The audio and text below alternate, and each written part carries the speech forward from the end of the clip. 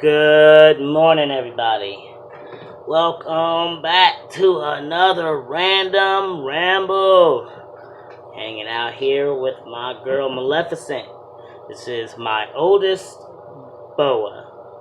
This is my second boa, though. It's my oldest boa, but it's my second boa. My first boa was Rumpelstiltskin, my hypo boa. So, anyway, that's not what we're talking about today. Today is a random ramble that has nothing to do with snakes. Um, so really, recently I found myself in a situation where I allowed my emotions and my ego to kind of take control. And when that happened, it was definitely not a good thing. I mean, it's all resolved now, but it was a big blow up, and I keep looking back on it, and I keep kind of cringing at my actions and the things that I said, because we are an emotional species. We do not. Uh, we don't really handle our emotions well. We act too much on our emotions, and I, for one, am no different. I have found myself in a conversation that was stirring up a lot of emotions. There was a lot of emotions involved, and at some point, I guess I started to feel kind of attacked. And it was really just a person trying to express themselves and how they were being made to feel, and I started feeling a bit more attacked. And when I feel attacked, my ego starts taking over, and I start saying things in ways that I would never normally say them. And that's how I am. I'm not really good at talking through my emotions, which is something that in my late years here in life I'm realizing, which I'm super glad I am.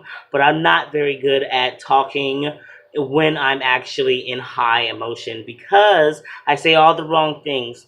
I say things that I mean to say, but I say them all in 100% wrong ways.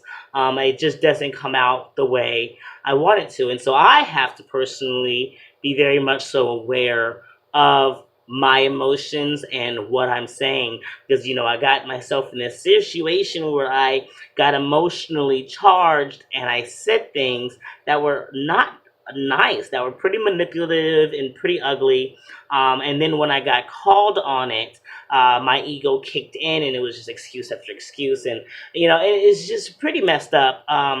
But ultimately, I have to be able to step back and allow my emotions to come down for me to see the reality of the situation and to see where it was that my wrongs were. And at one point, I said something that was very manipulative, and I saw it right off the bat. Like the moment I said it, I knew what was wrong. I think that was like a snap out of it for me, because we do say some pretty harsh things sometimes, and sometimes we look at ourselves and we're like, wow, you do not need to say things like that. And like I said, I'm no exception. So personally, what I need to do for myself when it comes to how I react on under high emotions is to just kind of better prepare myself. Really, I mean, sometimes I can't always prepare myself, but many times you can. You can see the general. Temperament and where the conversation is going. You get a general idea of what the conversation is going to be about. And I think what's important for me to do is just take a moment to stop, to think about what this conversation is, think about how emotionally charged a conversation is going to be, what kind of emotions are going to be charged, and if they're going to be hard emotions like sadness or anger or any sort of negative emotion, that I need to think about.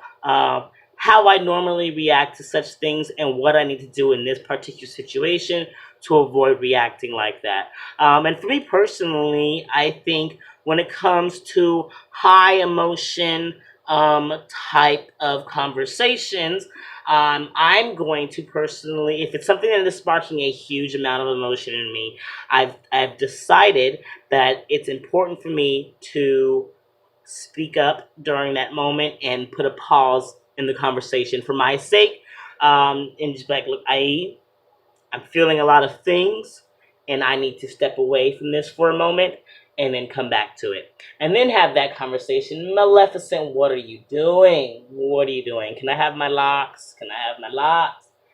Can I? Thank you. Hi. Yes. So, you're not supported. I see that. I'm sorry. I just don't want you going behind my chair.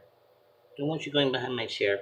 So, officially, when it comes to emotional things, I need to just be able to speak up and walk away when my emotions are too high for me to actually verbalize where I'm at. And because that's my problem, I get emotionally up there and my vocabulary just shuts down. I don't know how to properly express myself. My thoughts start jumping all over the place. I'm speaking on things that emotionally charged me an hour ago of the conversation instead of what's bothering me right now, or I can't properly formulate what it was about what you just said that upset me, but I did, and now I'm speaking on it emotionally, and that's my problem. I need to stop speaking on things emotionally until I can step away and process my feelings, process what it was that triggered me into this high emotional state, and then go from there. So I don't know if there's anybody else out there who has that same issue with speaking your feelings and being more articulate when you are highly emotionally charged. But maybe just some tips for you as well. Just preemptively look over the conversation, realize what emotional things might be happening in this conversation. Think about how you're going to be emotionally charged. Think about how you emotionally react, and try to plan according to that. So, I don't really know much more if I have anything to say on it.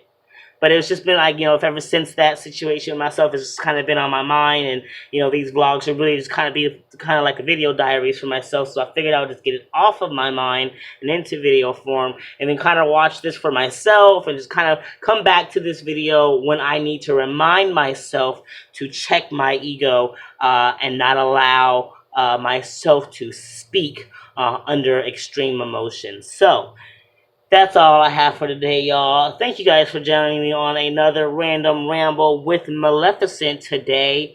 You all take care of yourselves. Ramble on. I love you all. Peace out.